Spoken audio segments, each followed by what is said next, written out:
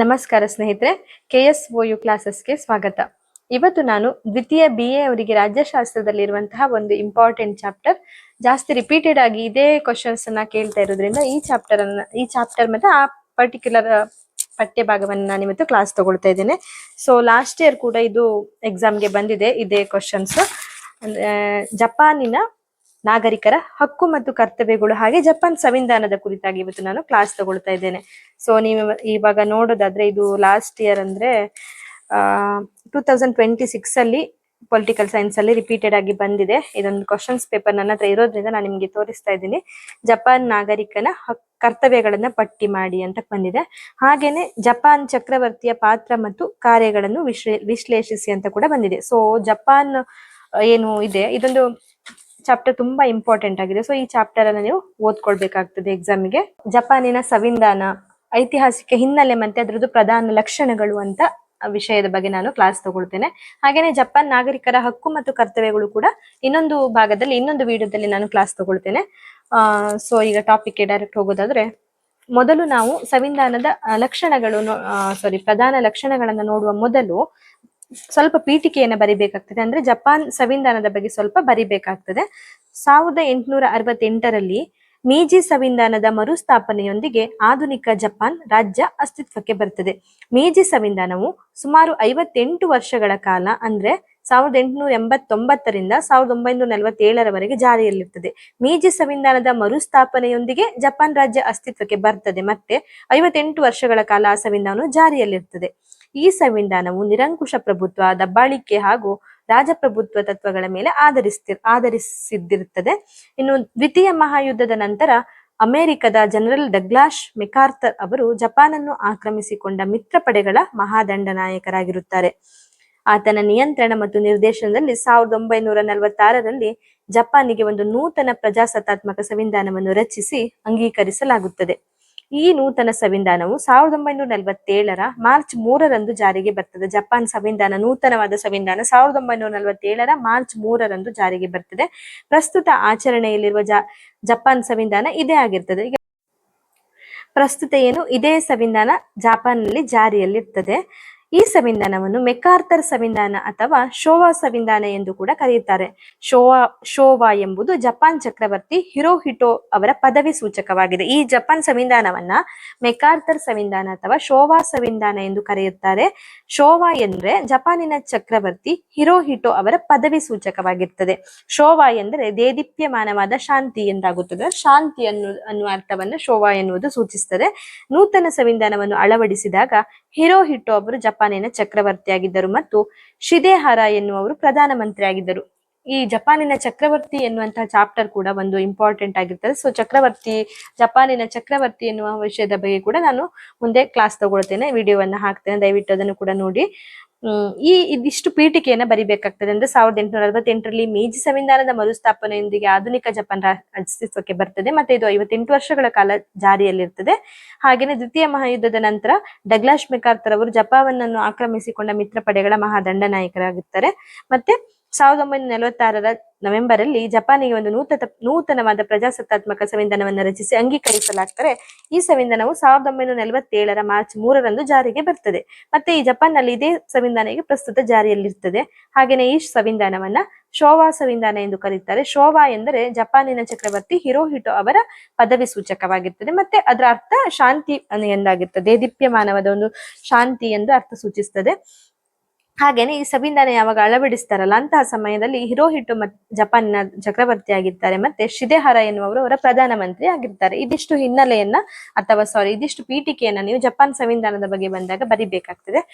ಪೀಠಿಕೆಯನ್ನ ಬರೆದ ನಂತರ ಜಪಾನಿನ ಸಂವಿಧಾನದ ಐತಿಹಾಸಿಕ ಹಿನ್ನೆಲೆಯನ್ನ ಸ್ವಲ್ಪ ಬರಿಬೇಕಾಗ್ತದೆ. ನೀವು ಅದನ್ನ ಫಸ್ಟ್ ಪಾಯಿಂಟ್ ವೈಸ್ ಆಗಿ ಬರ್ಕೊಳ್ಳಿ. 5 ಪಾಯಿಂಟ್ ಇರ್ತದೆ ಜಪಾನಿನ ಸಂವಿಧಾನ. ಆಮೇಲೆ ಆ ಪಾಯಿಂಟ್ ಗಳನ್ನ ಇಲ್ಲಿ ವಿವರಣೆ ನೀಡಿರ್ತಾರೆ. ಸೊ ನಾ ಪಾಯಿಂಟ್ ಅನ್ನ ಫಸ್ಟ್ ಹೇಳ್ಬಿಟ್ಟು ನಂತರ ವಿವರಣೆಯನ್ನ ಕೊಡ್ತೇನೆ.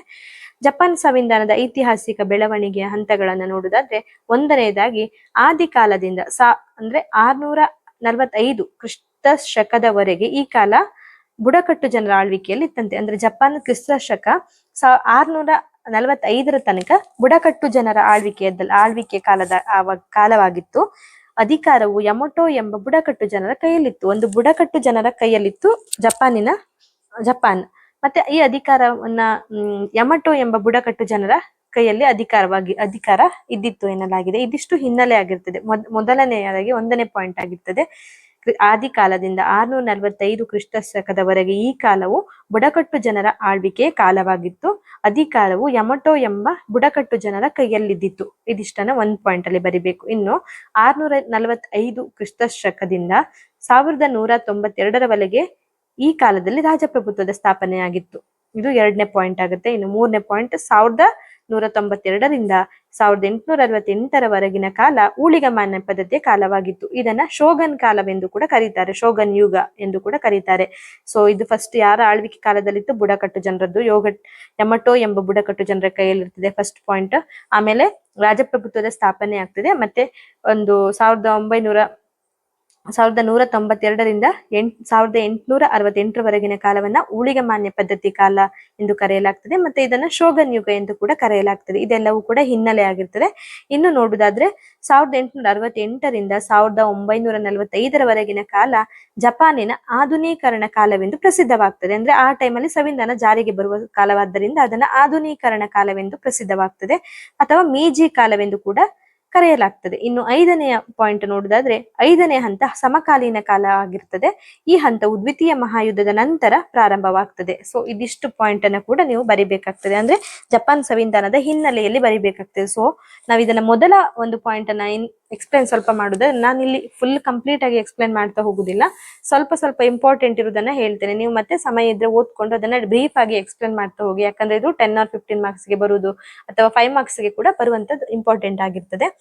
ಆದಿಕಾಲದ ಜಪಾನಿನ ಸಂವಿಧಾನದ ಇತಿಹಾಸದ ಬಗ್ಗೆ ಹೆಚ್ಚಿನ ಮಾಹಿತಿ ದೊರಕುವುದಿಲ್ಲ.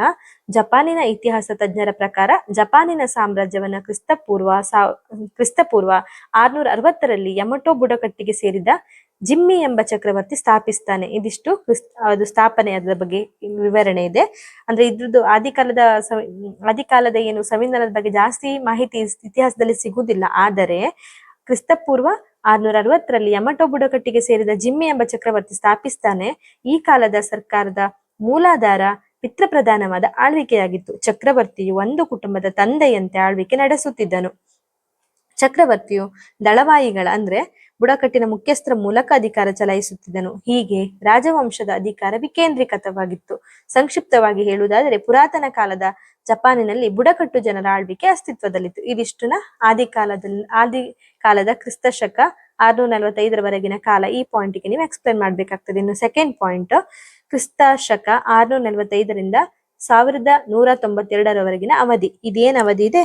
ಇಲ್ಲಿ ರಾಜಪ್ರಭುತ್ವದ ಸ್ಥಾಪನೆ ಆಗಿರ್ತದೆ. ನಾವು ಈಗಾಗಲೇ ನೋಡಿದೀವಿ. ಫಸ್ಟ್ ಹಿನ್ನೆಲೆಯನ್ನ ನೋಡುವಾಗ ಇದಿಷ್ಟನ್ನ ಏನ್ ಬರ್ದಿದ್ದೇವೆ ಇದಿಷ್ಟನ್ನ ನೀವು ನೆನ್ಪಿಟ್ಕೊಳ್ಳಿ. ಇಲ್ಲಿ ನಿಮ್ಗೆ ಜಾಸ್ತಿ ಕಂಪ್ಲೀಟ್ ಪಾಯಿಂಟ್ ಅನ್ನ, ಐತಿಹಾಸಿಕ ಹಿನ್ನೆಲೆಯಲ್ಲಿ ಕಂಪ್ಲೀಟ್ ಪಾಯಿಂಟ್ ಅನ್ನ ನೆನ್ಪಿಟ್ಕೊಳ್ಳಿಕ್ಕೆ ಕಷ್ಟ ಆದ್ರೂ ಕೂಡ ಫಸ್ಟ್ ಪಾಯಿಂಟ್ ಹಾಕ್ಬಿಟ್ಟು ನೀವು ಬುಡಕಟ್ಟು ಜನರ ಕಾಲವಾಗಿತ್ತು ಅನ್ನೋದನ್ನ 1 ಪಾಯಿಂಟ್ ಹಾಕಿ, ಸೆಕೆಂಡ್ ಪಾಯಿಂಟ್ ಅಲ್ಲಿ ರಾಜಪ್ರಭುತ್ವದ ಸ್ಥಾಪನೆ ಅಂತ ಹಾಕಿ, ಇನ್ನು 3ನೇ ಪಾಯಿಂಟ್ ಅಲ್ಲಿ ಊಳಿಗಮಾನ್ಯ ಪದ್ಧತಿಯ ಕಾಲವಾಗಿತ್ತು, 4ನೇ ಪಾಯಿಂಟ್ ಜಪಾನಿನ ಆಧುನೀಕರಣ ಕಾಲವೆಂದು ಪ್ರಸಿದ್ಧವಾಯಿತು, ಹಾಗೇನೆ ಅಥವಾ ಮೀಜಿ ಕಾಲವೆಂದು ಪ್ರಸಿದ್ಧವಾಯಿತು. ಇನ್ನು 5ನೇ ಹಂತ ಸಮಕಾಲೀನ ಕಾಲ. ಈ ಹಂತವು ದ್ವಿತೀಯ ಮಹಾಯುದ್ಧದ ನಂತರ ಪ್ರಾರಂಭವಾಯಿತು. ಇಷ್ಟು ಈ ಪಾಯಿಂಟ್ ಅನ್ನ 5 ಪಾಯಿಂಟ್ ಅನ್ನ ಬರೆದು ಆ ಪಾಯಿಂಟ್ ಅನ್ನು ನೀವು ಎಕ್ಸ್ಪ್ಲೇನ್ ಮಾಡ್ತಾ ಹೋಗಿ. ಇಲ್ಲಿ ಫಸ್ಟ್ ನಾನು ಈಗಾಗಲೇ ಹೇಳಿದಂತೆ ಬುಡಕಟ್ಟು ಸಮಾಜದ ಆಳ್ವಿಕೆಗೆ ಒಳಪಟ್ಟಿತ್ತು ಅನ್ನೋದಕ್ಕೆ ಇದೊಂದಿಷ್ಟು ಎಕ್ಸ್ಪ್ಲೇನ್ ಆಗಿರ್ತದೆ. ಹಾಗೇನೆ ಸೆಕೆಂಡ್ ಪಾಯಿಂಟ್ ಏನು, ರಾಜಪ್ರಭುತ್ವದ ಸ್ಥಾಪನೆ ಆಗಿದೆ, ಅದರದ್ದು ಎಕ್ಸ್ಪ್ಲನೇಷನ್ ಕೊಡುವುದಾದ್ರೆ ಈ ಹಂತದಲ್ಲಿ ರಾಜಪ್ರಭುತ್ವದ ಸ್ಥಾಪನೆಯೊಂದಿಗೆ ನಿರಂಕುಶ ಪ್ರಭುತ್ವದ ಯುಗ ಪ್ರಾರಂಭವಾಯಿತೆನ್ನಬಹುದು. ಈ ಒಂದು ನೂತನ ಆಳ್ವಿಕೆಯಲ್ಲಿ ಕೇಂದ್ರ ಸರ್ಕಾರ ಬಲಿಷ್ಠವಾಗಿತ್ತು. ಅಧಿಕಾರವು ಚಕ್ರವರ್ತಿಯಲ್ಲಿ ಕೇಂದ್ರೀಕೃತವಾಯಿತು. ನೂತನ ಪ್ರಾಂತ್ಯಗಳನ್ನ ಸ್ಥಾಪಿಸಲಾಯಿತು. ಈ ಪ್ರಾಂತ್ಯಗಳ ಅಧೀನದಲ್ಲಿ 592 ಜಿಲ್ಲೆಗಳು ಕೂಡ ಇದ್ದವು. ಪ್ರಾಂತೀಯ ಗವರ್ನರ್ಗಳನ್ನು ಕೇಂದ್ರ ಸರ್ಕಾರದಿಂದ ನೇಮಿಸಲ್ಪಡುತ್ತಿದ್ದರು ಮತ್ತು ಪ್ರಾಂತ್ಯಗಳ ಗವರ್ನರ್ಗಳಿಂದ ಜಿಲ್ಲಾ ಮುಖ್ಯಸ್ಥರು ನೇಮಕವಾಗುತ್ತಿದ್ದರು. ಕೇಂದ್ರ ಸರ್ಕಾರವು ರಾಜಪ್ರಭುತ್ವದ ಆಧಾರದ ಮೇಲೆ ರಚನೆಯಾಗಿದ್ದಿತ್ತು. ಚಕ್ರವರ್ತಿಯೇ ಎಲ್ಲಾ ಅಧಿಕಾರದ ಮೂಲಸ್ಥಾನವಾಗಿತ್ತು. ಚಕ್ರವರ್ತಿಯು ರಾಷ್ಟ್ರದ ಅತ್ಯುನ್ನತ ಪುರೋಹಿತ, ಸಾರ್ವಭೌಮ ಹಾಗೂ ಸೇನೆಯ ಮಹಾದಂಡನಾಯಕನಾಗಿರುತ್ತಾನೆ. ಇದಿಷ್ಟು ಕೂಡ ಪಾಯಿಂಟ್ 2ಕ್ಕೆ ಎಕ್ಸ್ಪ್ಲೇನ್ ಮಾಡ್ಬೇಕಾಗ್ತದೆ. ಇನ್ನು ಪಾಯಿಂಟ್ 3 ನೋಡುವುದಾದ್ರೆ ಊಳಿಗಮಾನ್ಯ ಪದ್ಧತಿಯ ಕಾಲವಾಗಿತ್ತು. 1192ರಿಂದ 1868ರವರೆಗೆ ಊಳಿಗಮಾನ್ಯ ಪದ್ಧತಿಯ ಕಾಲವಾಗಿತ್ತು. ಜಪಾನ್ ಸಂವಿಧಾನ ಬೆಳವಣಿಗೆ ತೃತೀಯ ಹಂತವನ್ನ ಊಳಿಗಮಾನ್ಯ ಪದ್ಧತಿಯ ಕಾಲವೆಂದು ಕರೆಯಲಾಗ್ತದೆ. ಅಂದ್ರೆ ಇದು 3ನೇ ಪಾಯಿಂಟ್ ಆಗಿರೋದ್ರಿಂದ ತೃತೀಯ ಹಂತ ಆಗಿರ್ತದೆ. ಇನ್ನು 4ನೇ ಹಂತ, 5ನೇ ಹಂತ, ಟೋಟಲ್ 5 ಹಂತಗಳು ಸಂವಿಧಾನದ ಹಿನ್ನೆಲೆಯಲ್ಲಿ ಬರಿಬೇಕಾಗ್ತದೆ. ಈಗ ನಾವು 3ನೇ ಹಂತವನ್ನ ನೋಡುವುದಾದ್ರೆ ಈ ಅವಧಿಯನ್ನ ಏನು ಸಂವಿಧಾನ ಇದು ಊಳಿಗಮಾನ್ಯ ಪದ್ಧತಿ ಕಾಲ ಏನಿದೆ ಇದನ್ನ ಶೋಗನ್ ಯುಗ ಎಂದು ಕೂಡ ಕರೀತಾರೆ. ಈ ಅವಧಿಯಲ್ಲಿ ಊಳಿಗಮಾನ್ಯ ಪದ್ಧತಿ ಸ್ಥಾಪಿತವಾಗಿ ಅರಸು ಮನೆತನದ ಪ್ರಭಾವ ಮತ್ತು ಅಧಿಕಾರ ಕಡಿಮೆಯಾಗ್ತದೆ. ಅಂದ್ರೆ ಅರಸು ಮನೆತನದವರು ಏನ್ ಆಳ್ತಾ ಇದ್ರಲ್ಲ ಆ ಅಧಿಕಾರಗಳೆಲ್ಲ ಕಮ್ಮಿಯಾಗಿ ಊಳಿಗಮಾನ್ಯ ಪದ್ಧತಿ ಜಾಸ್ತಿ ಆಗ್ತದೆ. ಮತ್ತೆ ಜಮೀನ್ದಾರರ ಅಧಿಕಾರ ಹೆಚ್ಚಾಗ್ತದೆ. ನೈಜ ಅಧಿಕಾರ ಶೋಗನ್ರ ಕೈಯಲ್ಲಿ ಕೇಂದ್ರೀಕೃತವಾಗಿರ್ತದೆ. ಅಂದ್ರೆ ಊಳಿಗಮಾನ್ಯ ಪದ್ಧತಿ ಜಾಸ್ತಿ ಆಗ್ತಾ ಹೋಗ್ತದೆ. ಆಡಳಿತವು ಚಕ್ರವರ್ತಿಯ ಹೆಸರಲ್ಲಿ ನಡೆಯುತ್ತಿದ್ದರೂ ಕೂಡ ಚಕ್ರವರ್ತಿಯಿಂದ ನೇಮಕವಾದ ಶೋಗನನ್ನೇ ಸಾರ್ವಭೌಮನಾಗಿರ್ತಾನೆ. ರಾಷ್ಟ್ರದ ವ್ಯವಹಾರಗಳಲ್ಲಿ ಚಕ್ರವರ್ತಿಯ ಪಾತ್ರ ಗೌಣವಾಗಿತ್ತು, ಅಂದ್ರೆ ಕಡಿಮೆ ಆಗ್ತದೆ. ಸೊ ಓವರ್ ಆಲ್ ನೋಡುದಾದ್ರೆ ಚಕ್ರವರ್ತಿ ಏನು ಅಧಿಕಾರ ಅಥವಾ ಅವನ ಆಡಳಿತ ನಡೆಸುವುದು ಎಲ್ಲ ಅವನ ಹಕ್ಕುಗಳೆಲ್ಲವೂ ಕೂಡ ಕಡಿಮೆಯಾಗಿ ಶೋಗನ್ ಎನ್ನುವಂತ ಚಕ್ರವರ್ತಿಯ ನೇಮಕವಾದ ಶೋಗನ್ ಏನಿರ್ತಾನೆ ಅವನೇ ಸಾರ್ವಭೌಮನಾಗ್ತಾನೆ. ರಾಷ್ಟ್ರದ ವ್ಯವಹಾರಗಳಲ್ಲಿ ಚಕ್ರವರ್ತಿಯ ಪಾತ್ರ ತುಂಬಾ ಕಡಿಮೆ ಆಗ್ತದೆ. ಚಕ್ರವರ್ತಿಯೊಂದಿಗೆ ಸಮಾಲೋಚನೆ ನಡೆಸಿ ಎಲ್ಲ ನಿರ್ಧಾರಗಳನ್ನ ಶೋಗನ್ನೇ ತಗೊಳ್ತಾನೆ. ಮತ್ತೆ ಶೋಗನ್ ಆಡಳಿತದ ರಚನೆ ಬಹು ಸರಳವಾಗಿತ್ತು. ಶೋಗನ್ ಅತ್ಯಂತ ಹೆಚ್ಚು ಅಧಿಕಾರವನ್ನು ಹೊಂದಿದ ಓರ್ವ ಅತ್ಯುನ್ನತ ಅಧಿಕಾರಿ ಆಗ್ತಾನೆ. ಈ ಅವಧಿಯಲ್ಲಿ ಜಪಾನ್ ಶೋಗನ್ ನಿಯಂತ್ರಿತ ಊಳಿಗಮಾನ್ಯ ಸಮಾಜವಾಗಿತ್ತು ಎಂದು ತಿಳಿದು ಬರುತ್ತದೆ. ಇದಿಷ್ಟು ಎಕ್ಸ್ಪ್ಲನೇಷನ್ ಅನ್ನ ನೀವು ತೃತೀಯ ಹಂತದಲ್ಲಿ ಬರಿಬೇಕಾಗ್ತದೆ. ಇನ್ನು 4ನೇಯ ಐತಿಹಾಸಿಕ ಹಿನ್ನೆಲೆಯನ್ನ ನೋಡುದಾದ್ರೆ ಮೀಜಿ ಕಾಲ, ಅಂದ್ರೆ ಆಧುನೀಕರಣದ ಕಾಲ. ಜಪಾನ್ ಸ್ವಲ್ಪ ಆಧುನೀಕರಣ ಅಥವಾ ಹೊಸ ಯುಗ ಪ್ರಾರಂಭವಾಗುವಂತಹ ಕಾಲ ಆಗಿರ್ತದೆ. 1868ರಲ್ಲಿ ಜಪಾನಿನ ಇತಿಹಾಸದಲ್ಲಿ ಒಂದು ಹೊಸ ಯುಗ ಪ್ರಾರಂಭವಾಯಿತೆನ್ನಬಹುದು. ಈ ಅವಧಿಯಲ್ಲಿ ಊಳಿಗಮಾನ್ಯ ಪದ್ಧತಿ ರದ್ದಾಗಿ ಮೀಜಿ ಅರಸರ ಆಳ್ವಿಕೆ 1868ರಲ್ಲಿ ಪುನಃ ಅಸ್ತಿತ್ವಕ್ಕೆ ಬರ್ತದೆ. ಅಂದ್ರೆ ಇದೇನು ಆಧುನೀಕರಣ ಅಂದ್ರೆ ಇಲ್ಲಿ ಫಸ್ಟ್ ಏನು ರಾಜರ ಆಡಳಿತ ಮಾಡ್ತಾ ಇದ್ರು, ಮೀಜಿ ಸಂವಿಧಾನ ಏನು ಆಡಳಿತ ನಡೆಸ್ತಾ ಇತ್ತು ಅದು ಹೋಗಿ ಚಕ್ರವರ್ತಿ ಕೈಗೆ ಬರ್ತದೆ. ಚಕ್ರವರ್ತಿ ಕೈಲಿರುವಂತಹ ಆಡಳಿತ ಕೂಡ ಹೋಗಿ ಅಲ್ಲಿ ಶೋಗನ್ ಅಧಿಕಾರ ಮುಂದೆ ಬರ್ತದೆ. ಚಕ್ರವರ್ತಿ ಅಧಿಕಾರ ತುಂಬಾ ಕಡಿಮೆ ಆಗ್ತಾ ಹೋದಂತೆ ಮತ್ತೆ ಪುನಃ 1868ರಲ್ಲಿ ಜಪಾನ್ನಲ್ಲಿ ಚಕ್ರವರ್ತಿಯ ಅಧಿಕಾರ ಅಥವಾ ಮೀಜಿ ಅರಸರ ಆಳ್ವಿಕೆ ಏನಿದೆ ಅದು ಮುಂದೆ ಅಧಿಕಾರಕ್ಕೆ ಮತ್ತೆ ಅಸ್ತಿತ್ವಕ್ಕೆ ಬರ್ತದೆ. ಈ ಎಲ್ಲ ಅಧಿಕಾರ ಚಕ್ರವರ್ತಿಯಲ್ಲಿ ಕೇಂದ್ರೀಕೃತವಾಗಿರುತ್ತದೆ. ಈ ಅವಧಿಯಲ್ಲಿ ರಾಷ್ಟ್ರೀಯ ಸೈನಿಕ ಪಡೆಯನ್ನು ಕೂಡ ಸ್ಥಾಪನೆ ಮಾಡ್ತಾರೆ. ಈ ಹಂತದಲ್ಲಿ ಜಪಾನ್ ಹೆಚ್ಚಿನ ಅಭಿವೃದ್ಧಿಯನ್ನು ಕೂಡ ಸಾಧಿಸ್ತದೆ. ಇದನ್ನು ಜಪಾನಿನ ಆಧುನೀಕರಣ ಯುಗವೆಂದು ಕೂಡ ಕರೀತಾರೆ. ಜಪಾನಿಯರು ತಮ್ಮ ರಾಷ್ಟ್ರವನ್ನ ಪಾಶ್ಚಿಮಾತ್ಯೀಕರಣಗೊಳಿಸಲು ಹಲವು ಯೋಜನೆಗಳನ್ನು ಕೂಡ ಜಾರಿಗೆ ತರ್ತಾರೆ. ಹೀಗೆ ಮೀಜಿ ಆಳ್ವಿಕೆಯ ಪ್ರಾರಂಭದಿಂದ ಜಪಾನಿನಲ್ಲಿ ಊಳಿಗಮಾನ್ಯ ಪದ್ಧತಿ ಅಳಿದು ಸಂಸದೀಯ ಪದ್ಧತಿ ಆಳ್ವಿಕೆ ಪ್ರಾರಂಭವಾಗ್ತದೆ. ಇದಿಷ್ಟನ್ನ ನಾವು 4ನೇ ಹಂತದಲ್ಲಿ ನೋಡಬಹುದು. ಹಾಗೇನೆ ಜಪಾನಿಗೆ ಒಂದು ನೂತನ ಸಂವಿಧಾನ ರಚನಾ ಕಾರ್ಯವನ್ನ ಜಪಾನಿನ ಪ್ರಧಾನಿ ಪ್ರಿನ್ಸ್ ಇಟೋ ಅವರಿಗೆ ವಹಿಸಿಕೊಡಲಾಗ್ತದೆ. 4ನೇ ಹಂತದಲ್ಲಿ ಏನು ಆಧುನೀಕರಣ ಹಂತದಲ್ಲೇನೆ ಜಪಾನಿಗೆ ಒಂದು ಆಧುನಿಕ ಸಂವಿಧಾನ ರಚನೆ ಕಾರ್ಯ ಆಗ್ಬೇಕೆನ್ನುವುದು ಜಾರಿಗೆ ಬರ್ತದೆ. ಪ್ರಧಾನಿ ಪ್ರಿನ್ಸ್ ಇಟೋ ಅವರಿಗೆ ವಹಿಸಿಕೊಡ್ಲಾಗ್ತದೆ ಅದರ ಜವಾಬ್ದಾರಿಯನ್ನ. ಅವರು ಯುರೋಪಿನ ಹಲವು ರಾಷ್ಟ್ರಗಳ ಸಂವಿಧಾನಗಳನ್ನ ಅಧ್ಯಯನ ಮಾಡಿ ಸಲಹಾಗಾರರೊಂದಿಗೆ ಸಮಾಲೋಚನೆ ನಡೆಸಿ ಕ್ರಿಸ್ತಶಕ 1888ರಲ್ಲಿ ಕರಡು ಸಂವಿಧಾನವನ್ನ ಜಾರಿಗೆ ತರ್ತಾರೆ. ಈ ಸಂವಿಧಾನವು ದ್ವಿತೀಯ ಮಹಾಯುದ್ಧ ಅಂತ್ಯಗೊಳ್ಳುವವರೆಗೂ ಜಾರಿಯಲ್ಲಿರ್ತದೆ. ಮತ್ತೆ ಮೀಜಿ ಸಂವಿಧಾನದ ಈ ಕಾಲದಲ್ಲಿ ಜಪಾನ್ ಜಗತ್ತಿನ ಪ್ರಬಲ ರಾಷ್ಟ್ರವಾಗುತ್ತದೆ. ಪ್ರಥಮ ಮಹಾಯುದ್ಧದ ಕಾಲದಲ್ಲಿ ಜಪಾನ್ ಪಾಶ್ಚಿಮಾತ್ಯ ರಾಷ್ಟ್ರಗಳು ಸಾಧಿಸಿದಷ್ಟು ಪ್ರಗತಿಯನ್ನೇ ಸಾಧಿಸ್ತದೆ. ಅಂದ್ರೆ ಪ್ರಥಮ ಮಹಾಯುದ್ಧ ಆಗುವ ಸಮಯದಲ್ಲಿ ಜಪಾನ್ ಪಾಶ್ಚಿಮಾತ್ಯ ರಾಷ್ಟ್ರಗಳು ಸಾಧಿಸಿದಷ್ಟು ಪ್ರಗತಿಯನ್ನ ಸಾಧಿಸ್ತದೆ. ಆದರೆ ದ್ವಿತೀಯ ಮಹಾಯುದ್ಧದಲ್ಲಿ ಜಪಾನ್ ಮಿತ್ರ ರಾಷ್ಟ್ರಗಳಲ್ಲಿ ಒಂದಾದ ಅಮೆರಿಕದ ಅಣುಬಾಂಬಿಗೆ ತುತ್ತಾಗಿ ಮಿತ್ರ ರಾಷ್ಟ್ರಗಳಿಗೆ ಶರಣಾಗ್ತದೆ. ನಮ್ಗೆ ಈಗಾಗಲೇ ಗೊತ್ತು, ಜಪಾನಿನ ಹಿರೋಶಿಮಾ ನಾಗಸಾಕಿಯಲ್ಲೆಲ್ಲ ಅಣುಬಾಂಬ್ ಹಾಕಿದ್ದಾರೆ ಅನ್ನೋದನ್ನ ನಾವು ಕೇಳ್ತಾ ಬರ್ತಿದ್ದೇವೆ. ಹಾಗೇನೆ ಅಂತಹ ಯುದ್ಧದ ಸಂದರ್ಭದಲ್ಲಿ ಜಪಾನ್ ಮಿತ್ರ ರಾಷ್ಟ್ರಗಳಲ್ಲಿ ಒಂದಾದ ಅಮೆರಿಕದ ಅಣುಬಾಂಬಿಗೆ ತುತ್ತಾಗಿ ಆ ರಾಷ್ಟ್ರಗಳಿಗೆ ಶರಣಾಗ್ತದೆ. ಇದಿಷ್ಟನ್ನ ನಾವು 4ನೇ ಹಂತದಲ್ಲಿ ನೋಡ್ಬೋದು. ಇನ್ನು ಕೊನೆಯ ಹಂತ 5ನೇ ಹಂತ, ಅದನ್ನ ಸಮಕಾಲೀನ ಅಥವಾ ದ್ವಿತೀಯ ಮಹಾಯುದ್ಧದ ನಂತರದ ಕಾಲ ಎಂದು ಕರೀತಾರೆ. ಈ 5ನೇ ಪಾಯಿಂಟ್ ಅನ್ನ ಎಕ್ಸ್ಪ್ಲೈನ್ ಮಾಡ್ತಾ ಹೋಗುದಾದ್ರೆ ಮೀಜಿ ಸಂವಿಧಾನವು 1890ರಿಂದ 1947ರವರೆಗೂ ಜಾರಿಯಲ್ಲಿತ್ತು. ಜಪಾನ್ ಸಂವಿಧಾನದ ಬೆಳವಣಿಗೆಯಲ್ಲಿ 5ನೇ ಹಂತ ದ್ವಿತೀಯ ಮಹಾಯುದ್ಧದ ಅಂತ್ಯದೊಂದಿಗೆ ಆರಂಭವಾಗ್ತದೆ. ಈ ಅವಧಿಯಲ್ಲಿ ಜಪಾನ್ ಶೋವಾ ಸಂವಿಧಾನವೆಂದು ಕರೆಯಲ್ಪಡುವ ಒಂದು ನೂತನ ಸಂವಿಧಾನವನ್ನ ಅಮೆರಿಕದ ಜನರಲ್ ಡಗ್ಲಾಸ್ ಮೆಕಾರ್ಥರ್ ಅವರ ನಿಯಂತ್ರಣ ಮತ್ತು ನಿರ್ದೇಶನದಲ್ಲಿ 1946ರ ನವೆಂಬರ್ನಲ್ಲಿ ರಚಿಸಿ ಅಂಗೀಕರಿಸುತ್ತಾರೆ. ಪ್ರಸ್ತುತ ಆಚರಣೆಯಲ್ಲಿರುವ ಶೋವಾ ಸಂವಿಧಾನ 1947ರ ಮಾರ್ಚ್ 3ರಂದು ಜಾರಿಗೆ ಬರುತ್ತದೆ. ರಾಜಕೀಯ ಸ್ಥಿರತೆ, ಜಪಾನಿಯರ ಕಠಿಣ ಪರಿಶ್ರಮಗಳೆರಡರ ಫಲವಾಗಿ ಜಪಾನ್ ಕೈಗಾರಿಕಾ ಹಾಗೂ ತಾಂತ್ರಿಕ ಕ್ಷೇತ್ರಗಳಲ್ಲಿ ಅತ್ಯಂತ ಹೆಚ್ಚಿನ ಪ್ರಗತಿಯನ್ನು ಸಾಧಿಸಿ ಜಗತ್ತಿನಲ್ಲಿಯೇ ಅತ್ಯಂತ ಮುಂದುವರಿದ ಅಭಿವೃದ್ಧಿ ಹೊಂದಿದ ರಾಷ್ಟ್ರವೆಂದು ಪ್ರಖ್ಯಾತವಾಗ್ತದೆ. ಇದಿಷ್ಟನ್ನು ಕೂಡ ನಾವು ಹಿನ್ನೆಲೆಯಲ್ಲಿ ಜಪಾನ್ ಸಂವಿಧಾನದ ಐತಿಹಾಸಿಕ ಹಿನ್ನೆಲೆ ಏನು ಅದಿಷ್ಟಕ್ಕೆ ಬರಿಬೇಕಾಗ್ತದೆ, ಅಥವಾ ಅಲ್ಲಿ ಬರಿಬೇಕಾಗ್ತದೆ. ಸ್ವಲ್ಪ ಪೀಠಿಕೆ ಬರೆದು ಇದಿಷ್ಟು ಐತಿಹಾಸಿಕ ಹಿನ್ನೆಲೆಯನ್ನು ಬರಿಬೇಕಾಗ್ತದೆ. ನಂತರ ಜಪಾನ್ ಸಂವಿಧಾನದ ಪ್ರಧಾನ ಲಕ್ಷಣಗಳನ್ನ ಬರಿಬೇಕಾಗ್ತದೆ. ಇದಿಷ್ಟು ಲಕ್ಷಣಗಳೇನಿದೆ ಅದಷ್ಟು ಪಾಯಿಂಟ್ ಅನ್ನು ನೀವು ಫಸ್ಟಿಗೆ ಬರ್ಕೊಂಡು ನಂತರ ಆ ಪಾಯಿಂಟ್ ಅನ್ನ ಎಕ್ಸ್ಪ್ಲೈನ್ ಮಾಡ್ತಾ ಹೋಗಿ. ಫಸ್ಟ್ ಪಾಯಿಂಟ್ ಅನ್ನ ನಾನು ಹೇಳುದಾದ್ರೆ ಲಿಖಿತ ಸಂವಿಧಾನ, ಸೆಕೆಂಡ್ ಅನಮ್ಯ ಸಂವಿಧಾನ, 3 ಏಕಾತ್ಮಕ ಸಂವಿಧಾನ, 4 ಸಂಸದೀಯ ಸರ್ಕಾರ ಪದ್ಧತಿ, 5 ಸಾಂಕುಶ ರಾಜಪ್ರಭುತ್ವ, 6 ಸಂವಿಧಾನದ ಪಾರಮತ್ಯ ಮತ್ತು ನ್ಯಾಯಿಕ ಪುನರ್ ವಿಮರ್ಶಾಧಿಕಾರ, ಮೂಲಭೂತ ಹಕ್ಕುಗಳು, ಯುದ್ಧ ಪರಿತ್ಯಾಗ, 9 ದ್ವಿಸದನ ಶಾಸಕಾಂಗ. ಇದಿಷ್ಟು 9 ಏನು ಲಕ್ಷಣಗಳಿದ್ದಾವೆ. ಇಷ್ಟು ಲಕ್ಷಣಗಳನ್ನ ಪಾಯಿಂಟ್ ವೈಸ್ ಆಗಿ ಬರೆದು ನಂತರ ಆ ಪಾಯಿಂಟ್ ಒಂದೊಂದನ್ನೇ ಎಕ್ಸ್ಪ್ಲೈನ್ ಮಾಡ್ತಾ ಹೋಗಿ. ಸೊ ಇದಿಷ್ಟು ಏನು ಲಕ್ಷಣಗಳಿದೆ ಇದು ಆಲ್ಮೋಸ್ಟ್ ಎಲ್ಲಾ ಸಂವಿಧಾನದ ಲಕ್ಷಣಗಳಲ್ಲಿ ಕೂಡ ಒಂದೇ ತರನಾಗಿರ್ತದೆ. ಸೊ ಅದನ್ನ ಕಲ್ತ್ರು ಕೂಡ ಇದಕ್ಕೆ ರಿಲೇಟೆಡ್ ಆಗಿ ನೀವು ಬರಿಬಹುದು ಸ್ವಲ್ಪ ಓದ್ಕೊಂಡು.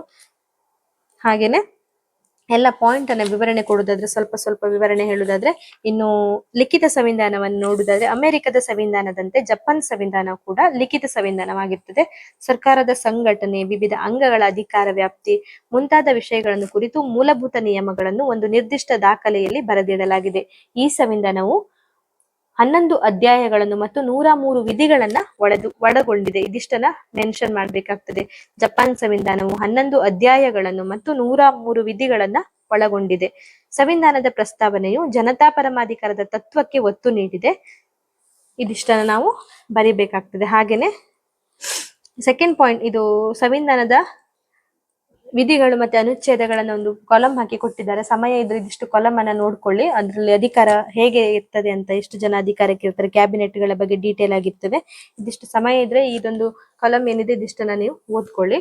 ಹಾಗೇನೆ ಸೆಕೆಂಡ್ ಪಾಯಿಂಟ್ ಅನಮ್ಯ ಸಂವಿಧಾನ, ಇದನ್ನ ಎಕ್ಸ್ಪ್ಲೇನ್ ಮಾಡುದಾದ್ರೆ ಅಮೆರಿಕ ಸಂವಿಧಾನದಂತೆ ಕೂಡ ಲಿಖಿತ ಸಂವಿಧಾನ ಆಗಿರ್ತದೆ ಜಪಾನ್ ಸಂವಿಧಾನ. ಹಾಗೇನೆ ಅಮೆರಿಕ ಸಂವಿಧಾನದಂತೆ ಜಪಾನ್ ಸಂವಿಧಾನವು ಕೂಡ ಅನಮ್ಯ ಸಂವಿಧಾನವಾಗಿದೆ. ಜಪಾನ್ ಸಂವಿಧಾನವನ್ನ ಸಾಮಾನ್ಯ ಶಾಸನ ರಚನಾ ವಿಧಾನದಿಂದ ತಿದ್ದುಪಡಿ ಮಾಡಲು ಬರುವುದಿಲ್ಲ. ಜಪಾನಿನ ಸಂಸತ್ತು ಡಯಟ್ ಸಂವಿಧಾನ ತಿದ್ದುಪಡಿ ಮಾಡಲು ವಿಶೇಷ ವಿಧಾನವನ್ನ ಅನುಸರಿಸಿ ತಿದ್ದುಪಡಿ ಮಾಡುತ್ತದೆ. ಇದಿಷ್ಟನ್ನ ಅನಮ್ಯ ಸಂವಿಧಾನದಲ್ಲಿ ಬರಿಬೇಕಾಗ್ತದೆ. ಮತ್ತೆ ಜಪಾನ್ನ ಸಂವಿಧಾನ ಏನಿದೆ ಇದು ಒಂದು ಬಾರಿ ಕೂಡ ತಿದ್ದುಪಡಿ ಆಗಿಲ್ಲ. ಯಾವಾಗ ಸಂವಿಧಾನ ರಚನೆ ಆಗ್ತದೆ ಆವಾಗಿಂದ ಜಪಾನ್ನ ಸಂವಿಧಾನ ತಿದ್ದುಪಡಿ ಆಗಿಲ್ಲ ಎನ್ನುವುದು ಕೂಡ ಇದೊಂದು ವಿಶೇಷವಾದ ವಿಷಯವಾಗಿರ್ತದೆ. ಹಾಗೇನೆ 3ನೆಯ ಪಾಯಿಂಟ್ ಅನ್ನು ವಿವರಣೆ ಮಾಡುವುದಾದ್ರೆ ಏಕಾತ್ಮಕ ಸಂವಿಧಾನ. ಬ್ರಿಟಿಷ್ ಮತ್ತು ಫ್ರಾನ್ಸ್ ಸಂವಿಧಾನದಂತೆ ಜಪಾನಿನ ಸಂವಿಧಾನವು ಏಕಾತ್ಮಕ ಸರ್ಕಾರ ಪದ್ಧತಿಯನ್ನ ಜಾರಿಗೆ ತಂದಿದೆ. ಸಂವಿಧಾನವು ಕೇಂದ್ರ ಸರ್ಕಾರ ಹಾಗೂ ಪ್ರಾಂತೀಯ ಸರ್ಕಾರಗಳ ನಡುವೆ ಅಧಿಕಾರ ಹಂಚಿಕೆ ಮಾಡಿಲ್ಲ. ಎಲ್ಲ ಅಧಿಕಾರಿಗಳು ಏಕೈಕ ಕೇಂದ್ರ ಸರ್ಕಾರದಲ್ಲಿ ಕೇಂದ್ರೀಕೃತವಾಗಿದೆ. ಸ್ಥಳೀಯ ಸರ್ಕಾರಗಳು ತಮ್ಮ ಅಧಿಕಾರಗಳನ್ನು ಕೇಂದ್ರ ಸರ್ಕಾರದಿಂದ ಪಡೆದುಕೊಂಡಿರುತ್ತದೆ. ಆದುದರಿಂದ ಪ್ರಾಂತ್ಯ ಸರ್ಕಾರಗಳು ಕೇಂದ್ರ ಸರ್ಕಾರದ ಅಧೀನ ಘಟಕಗಳಾಗಿದ್ದು ಕೇಂದ್ರ ಸರ್ಕಾರವು ನಿಯೋಜಿಸಿದ ಅಧಿಕಾರಗಳನ್ನು ಮಾತ್ರ ಚಲಾಯಿಸುತ್ತದೆ. ಇದು 3ನೇ ಪಾಯಿಂಟ್ ಆಗಿರ್ತದೆ. ಇನ್ನು 4ನೇ ಪಾಯಿಂಟ್ ನೋಡುದಾದ್ರೆ ಸಂಸದೀಯ ಸರ್ಕಾರ ಪದ್ಧತಿ. ಜಪಾನ್ ಸಂವಿಧಾನವು ಸಂಸದೀಯ ಸರ್ಕಾರ ಪದ್ಧತಿಯನ್ನ ಅಳವಡಿಸಿಕೊಂಡಿರುವುದರಿಂದ ಕ್ಯಾಬಿನೆಟ್ ನೈಜ ಕಾರ್ಯಾಂಗವಾಗಿದೆ. ಕ್ಯಾಬಿನೆಟ್ ಪ್ರಧಾನ ಮಂತ್ರಿಯನ್ನು ಮತ್ತು ಇತರ ಮಂತ್ರಿಗಳನ್ನು ಒಳಗೊಂಡಿರುತ್ತದೆ. ಡಯಟ್ ಬಹುಮತ ಪಕ್ಷದ ಮುಖಂಡನನ್ನ ಪ್ರಧಾನ ಮಂತ್ರಿಯಾಗಿ ನಿಯುಕ್ತಿಗೊಳಿಸುತ್ತದೆ. ಹಾಗೆ ನಿಯುಕ್ತಿ ಒಳಪಟ್ಟ ಪ್ರಧಾನಿಯನ್ನ ಚಕ್ರವರ್ತಿ ನೇಮಿಸುತ್ತಾನೆ. ಪ್ರಧಾನ ಮಂತ್ರಿಯು ಇತರ ಮಂತ್ರಿಗಳನ್ನು ನೇಮಿಸುತ್ತಾನೆ ಹಾಗೂ ವಜಾ ಮಾಡುತ್ತಾನೆ. ಕ್ಯಾಬಿನೆಟ್ ತನ್ನ ಕಾರ್ಯನಿರ್ವಹಣೆಗಾಗಿ ಸಾಮೂಹಿಕವಾಗಿ ಡಯಟ್ಗೆ ಜವಾಬ್ದಾರಿಯಾಗಿರುತ್ತದೆ. ಹೀಗೆ ಸಂಸದೀಯ ಸರ್ಕಾರದ ಎಲ್ಲ ಲಕ್ಷಣಗಳನ್ನು ಕೂಡ ಜಪಾನ್ನ ಸಂವಿಧಾನವು ಒಳಗೊಂಡಿರ್ತದೆ. ಸಂಸದೀಯ ಸರ್ಕಾರ ಪದ್ಧತಿ ಏನಿದೆ ಅದರ ಲಕ್ಷಣಗಳನ್ನ ಜಪಾನ್ನ ಸಂವಿಧಾನ ಒಳಗೊಂಡಿರ್ತದೆ. ಅದೇ 4ನೇ ಪಾಯಿಂಟ್ ಆಗಿರ್ತದೆ, ಅದು ಸಂಸದೀಯ ಸರ್ಕಾರ ಪದ್ಧತಿ. ಇನ್ನು 5ನೇ ಪಾಯಿಂಟ್ ಅನ್ನು ನೋಡುದಾದ್ರೆ ಸಾಂಕುಶ ರಾಜಪ್ರಭುತ್ವ. ಬ್ರಿಟನ್ನಿನಂತೆ ಜಪಾನ್ನ ಪ್ರಜಾಪ್ರಭುತ್ವ ಸರ್ಕಾರವನ್ನು ಹೊಂದಿದ್ದರೂ ಅದು ಗಣರಾಜ್ಯವಲ್ಲ. ಏಕೆಂದರೆ ಅಲ್ಲಿಯೂ ಸಹ ಅನುವಂಶೀಯ ದೊರೆ ಚಕ್ರವರ್ತಿ ಜಪಾನ್ನ ರಾಷ್ಟ್ರದ ಅಧಿಪತಿಯಾಗಿರ್ತಾನೆ. ಚಕ್ರವರ್ತಿಯು ಬ್ರಿಟನ್ನಿನ ರಾಣಿಯಂತೆ ನಾಮಮಾತ್ರ ಕಾರ್ಯಾಂಗದ ಮುಖ್ಯಸ್ಥ. ಆತನು ರಾಜ್ಯದ ಮತ್ತು ಜನತೆಯ ಐಕ್ಯತೆಯ ಸಂಕೇತ. ಆತನು ತನ್ನ ಹುದ್ದೆಯನ್ನು ಜನತೆಯ ಇಚ್ಛೆಯಿಂದ ಪಡೆದುಕೊಂಡಿರುತ್ತಾನೆ. ಅಂತಿಮ ಪರಮಾಧಿಕಾರ ಜನತೆಯಲ್ಲಿದೆ, ಚಕ್ರವರ್ತಿಯಲ್ಲಿಲ್ಲ. ಸಿಂಹಾಸನಾರೋಹಣವು ಡಯಟ್ ಅಂಗೀಕರಿಸಿದ ಕಾನೂನಿಗೆ ಅನುಗುಣವಾಗಿ ನಿರ್ಧರಿಸಲ್ಪಡುತ್ತದೆ. ಚಕ್ರವರ್ತಿಯು ಎಲ್ಲ ಅಧಿಕಾರವನ್ನು ಕ್ಯಾಬಿನೆಟ್ ಸಲಹೆ ಮೇರೆಗೆ ಚಲಾಯಿಸುತ್ತಾನೆ. ಸೊ ಚಕ್ರವರ್ತಿಯ ಕೈಯಲ್ಲಿ ಚಕ್ರವರ್ತಿಯ ಇಲ್ಲಿ ಮಹಾರಾಜನಾಗಿದ್ದರೂ ಕೂಡ ಅಧಿಕಾರ ಕೂಡ ಎಲ್ಲ ಜನರ ಇಚ್ಛೆಯಂತೆ ನಡೀತದೆ. ಅವನ ಚಕ್ರವರ್ತಿ ಕ್ಯಾಬಿನೆಟ್ ಸಲಹೆ ಮೇರೆಗೆ ಮಾತ್ರ ಅಧಿಕಾರವನ್ನ ಚಲಾಯಿಸ್ತಾನೆ. ಹೀಗೆ ಚಕ್ರವರ್ತಿ ಅಧಿಕಾರಿಗಳು ಸೀಮಿತವಾಗಿ, ಎಲ್ಲ ಅಧಿಕಾರವೂ ಕೂಡ ಅವನಲ್ಲಿ ಇರುವುದಿಲ್ಲ, ಮತ್ತೆ ಅವನು ಕ್ಯಾಬಿನೆಟ್ ನ ಸಲಹೆ ಮೇರೆಗೆ ಅಧಿಕಾರವನ್ನ ಚಲಾಯಿಸ್ತಾನೆ. ಇದು ಸಾಂಕುಶ ರಾಜಪ್ರಭುತ್ವಕ್ಕೆ ಎಕ್ಸ್ಪ್ಲೇನ್ ಆಗಿರ್ತದೆ. ಇನ್ನು ಆರನೆಯ ಪಾಯಿಂಟ್ ಅನ್ನು ಎಕ್ಸ್ಪ್ಲೇನ್ ಮಾಡುವುದಾದ್ರೆ, ಸಂವಿಧಾನದ ಪಾರಮತ್ಯ ಮತ್ತು ನ್ಯಾಯಿಕ ಪುನರ್ ವಿಮರ್ಶಾಧಿಕಾರ. ಜಪಾನಿನ ಸಂವಿಧಾನವು ರಾಷ್ಟ್ರದ ಅತ್ಯುನ್ನತ ಮೂಲಭೂತ ಶಾಸನವಾಗಿದೆ. ಸಂವಿಧಾನದ ನಿಯಮಗಳನ್ನು ಯಾರೂ ಉಲ್ಲಂಘಿಸುವಂತಿಲ್ಲ. ಎಲ್ಲ ಕಾನೂನುಗಳು, ಆಜ್ಞೆ, ಆದೇಶಗಳು, ಅಧಿಕಾರಿಗಳ ಆದೇಶಗಳು ಸಂವಿಧಾನಕ್ಕೆ ಅನುಗುಣವಾಗಿರಬೇಕು. ಸರ್ಕಾರದ ಎಲ್ಲ ಅಂಗಗಳು, ಸಂಸ್ಥೆಗಳು ಸಂವಿಧಾನದ ನಿಯಮಗಳಿಗೆ ವ್ಯತಿರಿಕ್ತವಾಗಿದ್ದರೆ ಅವುಗಳನ್ನು ಸರ್ವೋಚ್ಚ ನ್ಯಾಯಾಲಯವು ಸಂವಿಧಾನ ಬಾಹಿರವೆಂದು ಘೋಷಿಸುತ್ತದೆ. ಆಗ ಅವು ಜಾರಿಗೆ ಬರುವಂತಿಲ್ಲ. ಹೀಗೆ ಅಮೆರಿಕದಲ್ಲಿರುವಂತೆ ಜಪಾನ್ನಲ್ಲಿಯೂ ನ್ಯಾಯಿಕ ವಿಮರ್ಶಾ ತತ್ವ ಆಚರಣೆಯಲ್ಲಿರ್ತದೆ. ಇದಿಷ್ಟು ಕೂಡ 6ನೇ ಪಾಯಿಂಟ್ಗೆ ಎಕ್ಸ್ಪ್ಲನೇಷನ್ ಆಗಿರ್ತದೆ. ಇನ್ನು 7ನೇ ಪಾಯಿಂಟ್ ನೋಡಿದ್ರೆ ಮೂಲಭೂತ ಹಕ್ಕುಗಳು. ಜಪಾನ್ ಸಂವಿಧಾನವು ಪ್ರಜೆಗಳಿಗೆ ನೀಡಿರುವ ಮೂಲಭೂತ ಹಕ್ಕುಗಳು ಬಿಲ್ ಆಫ್ ರೈಟ್ಸ್ ಮಾದರಿಯನ್ನು ಆಧರಿಸಿವೆ. ಸಂವಿಧಾನದ 3ನೆಯ ಅಧ್ಯಾಯವು ಜಪಾನ್ ಪ್ರಜೆಗಳ ಮೂಲಭೂತ ಹಕ್ಕುಗಳನ್ನು ಒಳಗೊಂಡಿದೆ. ಸಂವಿಧಾನವು ಜನತೆಗೆ ನಾಗರಿಕ, ರಾಜಕೀಯ ಹಾಗೂ ಆರ್ಥಿಕ ಹಕ್ಕುಗಳನ್ನು ನೀಡಿ ಅವುಗಳು ನಿರಂತರ ಅನುಸಂಗನೀಯ ಎಂದು ಘೋಷಿಸಿದೆ. ಜಪಾನಿನ ಸರ್ವೋಚ್ಚ ನ್ಯಾಯಾಲಯವು ಈ ಹಕ್ಕುಗಳನ್ನ ನ್ಯಾಯಿಕ ವಿಮರ್ಶಾಧಿಕಾರದ ಮೂಲಕ ರಚಿಸುತ್ತದೆ.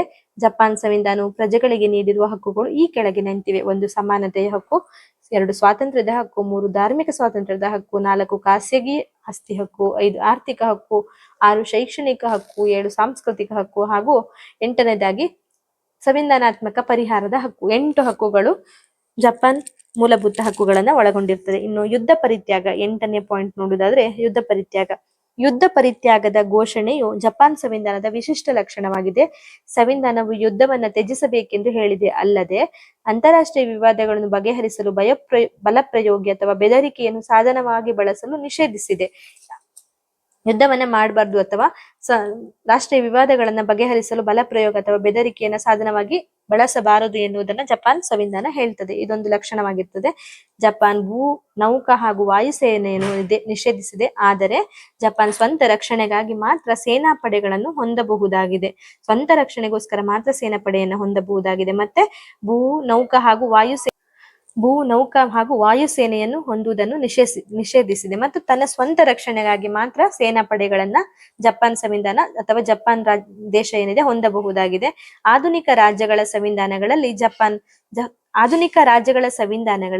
ಜಪಾನ್ ಸಂವಿಧಾನ ಒಂದೇ ಯುದ್ಧ ಪರಿತ್ಯಾಗದ ಬಗ್ಗೆ ನಿಯಮವನ್ನ ಒಳಗೊಂಡಿರುವ ಸಂವಿಧಾನವಾಗಿರ್ತದೆ. ಅಂದ್ರೆ ಜಪಾನ್ ಸಂವಿಧಾನ ಒಂದೇ ಇಡೀ ಎಲ್ಲಾ ರಾಷ್ಟ್ರಗಳಿಗೆ ಹೋಲಿಸಿದರೆ ಜಪಾನ್ ಸಂವಿಧಾನದಲ್ಲಿ ಮಾತ್ರ ಯುದ್ಧ ಪರಿತ್ಯಾಗ ಎನ್ನುವ ಒಂದು ನಿಯಮ ಸಂವಿಧಾನವು ಒಳಗೊಂಡಿರ್ತದೆ. ಇದೊಂದು ವಿಶೇಷವಾದ ಲಕ್ಷಣವಾಗಿರ್ತದೆ, ಅದು ಯುದ್ಧ ಪರಿತ್ಯಾಗ. ಇನ್ನು ಜಪಾನ್ ಸಂವಿಧಾನದ ಕೊನೆಯ ಲಕ್ಷಣವನ್ನ ನೋಡುವುದಾದ್ರೆ ಅದು ದ್ವಿಸದನ ಶಾಸಕಾಂಗ. ಜಪಾನಿನ ಶಾಸಕಾಂಗವನ್ನು ಡಯೆಟ್ ಎಂದು ಕರೆಯುತ್ತಾರೆ. ಇದು ದ್ವಿಸದನ ಶಾಸಕಾಂಗವಾಗಿದ್ದು 2 ಸದನಗಳಿಂದ ಕೂಡಿದೆ. ಇದರ ಕೆಳ ಸದನವನ್ನು ಪ್ರತಿನಿಧಿಗಳ ಸಭೆ ಎಂತಲೂ ಮತ್ತು ಮೇಲ್ಮನೆಯನ್ನು ಕೌನ್ಸಿಲರ ಸದನವೆಂದು ಕರೆಯಲಾಗಿದೆ. ಈ 2 ಸದನಗಳ ಸದಸ್ಯರು ಚುನಾಯಿತ ಸದಸ್ಯರಾಗಿರುತ್ತಾರೆ. ಕೆಳಮನೆಯ ಅಧಿಕಾರಾವಧಿಯು 4 ವರ್ಷ ಆದ್ರೆ ಮೇಲ್ಮನೆಯ ಅಧಿಕಾರಾವಧಿ 6 ವರ್ಷಗಳಾಗಿರ್ತದೆ. ಸಂವಿಧಾನಾತ್ಮಕವಾಗಿ ಡಯೆಟ್ ರಾಜ್ಯಾಧಿಕಾರದ ಅತ್ಯುನ್ನತ ಅಂಗವಾಗಿದೆ. ಅಂದ್ರೆ ಜಪಾನ್ ಶಾಸಕಾಂಗ ಏನಿದೆ ಅದನ್ನು ಡಯೆಟ್ ಎಂದು ಕರೆಯುತ್ತಾರೆ ಹಾಗೂ ಡಯೆಟ್ ರಾಜ್ಯಾಧಿಕಾರದ ಅತ್ಯುನ್ನತ ಅಂಗವಾಗಿರ್ತದೆ ಮತ್ತು ಏಕೈಕ ಕಾನೂನು ರಚಿಸುವ ಅಂಗವಾಗಿದೆ. ಇದಿಷ್ಟು 9 ಪಾಯಿಂಟ್ ಏನಿದೆ ಇದು ಜಪಾನ್ ಸಂವಿಧಾನದ ಲಕ್ಷಣಗಳಾಗಿರ್ತದೆ ಹಾಗೂ ಇದು ತುಂಬಾ ಇಂಪಾರ್ಟೆಂಟ್ ಆದ ಚಾಪ್ಟರ್ ಆಗಿರ್ತದೆ. ಹಾಗಾಗಿ ನೀವು ಇದನ್ನ ಓದ್ಕೊಳ್ಳೇಬೇಕು ಎಕ್ಸಾಮಿಗೆ. ಸೊ ಜಪಾನ್ ಸಂವಿಧಾನದ ಲಕ್ಷಣಗಳು 9 ನೋಡುವುದಾದ್ರೆ, 1ನೇಯದು ಲಿಖಿತ ಸಂವಿಧಾನ, 2 ಅನಮ್ಯ ಸಂವಿಧಾನ, 3 ಏಕಾತ್ಮಕ ಸಂವಿಧಾನ, 4 ಸಂಸದೀಯ ಸರ್ಕಾರ ಪದ್ಧತಿ, 5 ಸಾಂಕುಶ ರಾಜಪ್ರಭುತ್ವ, 6 ಸಂವಿಧಾನಾತ್ಮಕ ಪಾರಮತ್ಯ ಮತ್ತು ನ್ಯಾಯಿಕ ಪುನರ್ ವಿಮರ್ಶಾಧಿಕಾರ. ಇನ್ನು 7ನೇ ಪಾಯಿಂಟ್ ನೋಡುವುದಾದ್ರೆ ಮೂಲಭೂತ ಹಕ್ಕುಗಳು, 8 ಯುದ್ಧ ಪರಿತ್ಯಾಗ, 9 ದ್ವಿಸದನ ಶಾಸಕಾಂಗ, 9 ದ್ವಿಸದನ ಶಾಸಕಾಂಗ. ಇದೇನು 9 ಪಾಯಿಂಟ್ಸ್ ಇದೆ ತುಂಬಾ ಇಂಪಾರ್ಟೆಂಟ್ ಆಗಿರ್ತದೆ. ಹಾಗಾಗಿ ಜಪಾನ್ ರಾಜ್ಯ ಅಥವಾ ಅದರ ಸಂವಿಧಾನದ ಐತಿಹಾಸಿಕ ಹಿನ್ನೆಲೆ ಮತ್ತು ಲಕ್ಷಣಗಳನ್ನು ಕೇಳಿದಾಗ ನೀವು ಫಸ್ಟ್ ಜಪಾನಿನ ಐತಿಹಾಸಿಕ ಹಿನ್ನೆಲೆಯಲ್ಲಿ 4 ಪಾಯಿಂಟ್, ಅದು 5 ಪಾಯಿಂಟ್ ಏನಿದೆ, 5 ಹಂತಗಳೇನಿದೆ ಅದನ್ನ ಬರಿಬೇಕಾಗ್ತದೆ. ಇದು 5 ಹಂತಗಳನ್ನ ಅಂದ್ರೆ ಒಂದು ಆದಿಕಾಲದಿಂದ ಕ್ರಿಸ್ತ ಶಕ 645ರವರೆಗಿನ ಕಾಲ ಅಂದ್ರೆ, ಅಥವಾ ಏನು ಅದು ಜಪಾನ್ನ ಸಂವಿಧಾನ ಏನಿದೆ ಅದು ಬುಡಕಟ್ಟು ಜನರ ಆಳ್ವಿಕೆಯಲ್ಲಿ ಇರ್ತದಲ್ಲ, ಅದೊಂದು ಪಾಯಿಂಟ್ ಬರೆದ್ರು. ಎರಡನೇದು ರಾಜಪ್ರಭುತ್ವದ ಸ್ಥಾಪನೆ ಆಗಿರ್ತದೆ. ಮೂರನೇದು ಉಳಿಗಮಾನ್ಯ ಪದ್ಧತಿಯ ಕಾಲವಾಗಿರ್ತದೆ. ಇನ್ನು 6ನೇಯದಾಗಿ ಆಧುನೀಕರಣ ಕಾಲ ಆಗಿರ್ತದೆ. ಜಪಾನಿನ ಆಧುನೀಕರಣ ಕಾಲ ಎನ್ನುವುದನ್ನ 4ನೇ ಹಂತ ಎಂದು ಬರಿಬೇಕಾಗ್ತದೆ. ಇನ್ನು 5ನೇ ಕೊನೆಯ ಹಂತ ಸಮಕಾಲೀನ ಕಾಲ, ಅಥವಾ ಈ ಹಂತ ದ್ವಿತೀಯ ಮಹಾಯುದ್ಧದ ನಂತರ ಪ್ರಾರಂಭವಾಗಿರ್ತದೆ.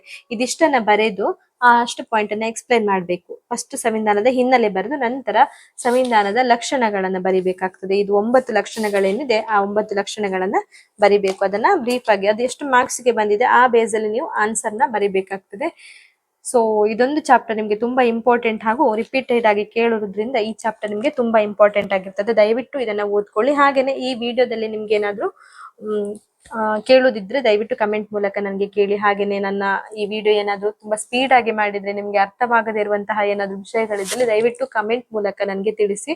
ಸೊ ನಾನು ನೆಕ್ಸ್ಟ್ ವಿಡಿಯೋ ಮಾಡ್ಲಿಕ್ಕೆ ನನಗೆ ಅದು ಹೆಲ್ಪ್ ಆಗ್ತದೆ. ಧನ್ಯವಾದಗಳು ಸ್ನೇಹಿತರೆ.